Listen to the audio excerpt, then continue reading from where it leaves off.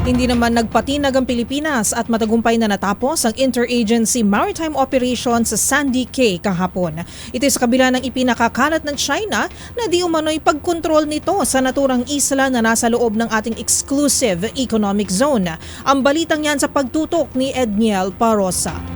Nakumpleto ng Pilipinas ang isang Interagency Maritime Operation sa Pag-asa Cay o mas kilala bilang Sandy Cay malapit sa Pag-asa Island kahapon. Inanunsyo ito ng National Task Force for the West Philippine Sea sa kabila ng ipinakakalat na balita ng China na nakontrol nito ang Sandy Cay na nasa loob na exclusive economic zone ng Pilipinas. Sa mga kuwang inilabas ng NTF-WPS, makikita ang 4 na composite teams ng mga Pinoy na binubuo ng Navy, Coast Guard at PNP Maritime Group.